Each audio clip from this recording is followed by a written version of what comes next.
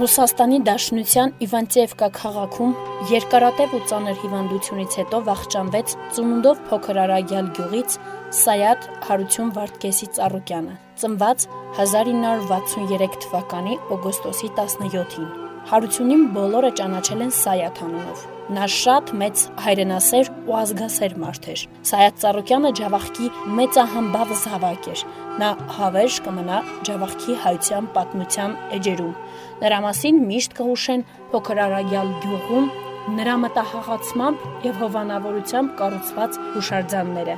ինչի համար նա պարգևատրվել է ոսկե մեդալով Ջավախքի հայերի կողմից։ Նա իր կարողությունից միշտ բաժին է հանել բարեգործությունների ու հովանավորությունների համար։ Սայաթ Ծառուկյան հայի անունը միշտ վառ կմնա Ջավախքի, իր ծանոթների, հարազատների ու համագյուղացիների սրտում։ Նրա հուղարկավորությունը կկայանա մարտի 11-ին փոքր Արագյալ գյուղում։